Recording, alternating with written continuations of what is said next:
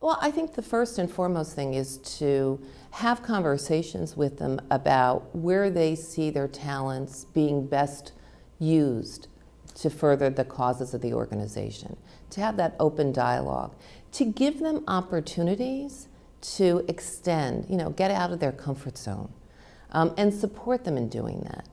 And then I think just to put them in leadership development programs that help them assess and modify their skill sets at the critical transition points in their career truly do help high potential women, high potential talent in general, understand, the things that made me successful as a manager are not the same things that are going to help me be successful as a leader.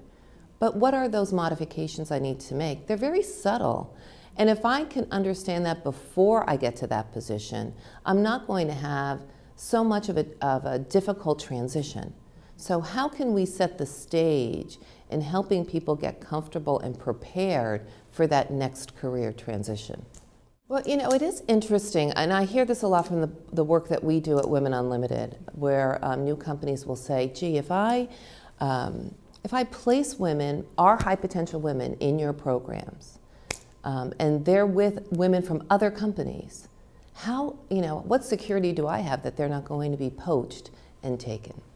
So it is true. It's a concern of any organization. You're investing a lot of money and time in developing your talent. They may leave. If you don't invest in them, they may leave as well. So I think it is a concern. And there's no guarantees. But what I can say is that what I have seen is that when companies invest in talent, the companies that we partner with have an 80 to 90% retention of the women that participate in our programs. Now, yes, our programs are wonderful, but I think it is the intentionality around why they're being developed, how the manager is working with them, the environment that's created in the organization that sustains and retains that talent in the organization. So you can't look at development as I'm going to do this and then I'm going to retain them forever. You need to have an environment that is conducive to developing that talent, that is rewarding. I think it's the Gallup poll that talks about what are the things that are so important for people at work. I want to do interesting and rewarding work. I want to have friends at work.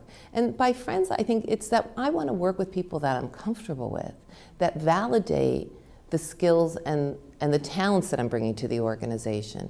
And then I know that I'm going to want to go back there tomorrow. What's interesting, though, is when we look at studies as to why women leave, and a lot of organizations, a lot of leaders have said, well, they're just going to leave and have children.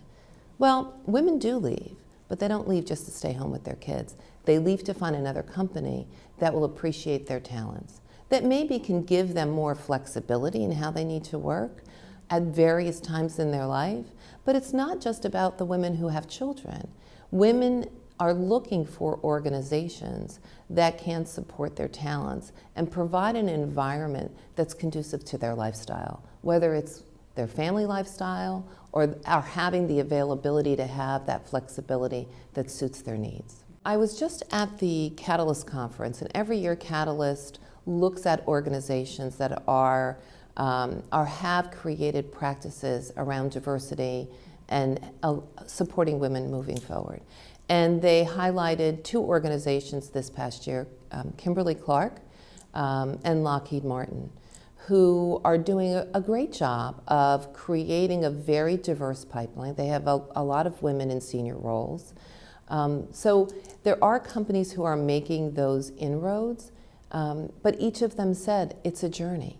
This is not something that is one and done. It's not an initiative that gets done in a year.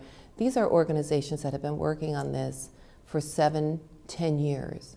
And they all have said, and the journey is not done.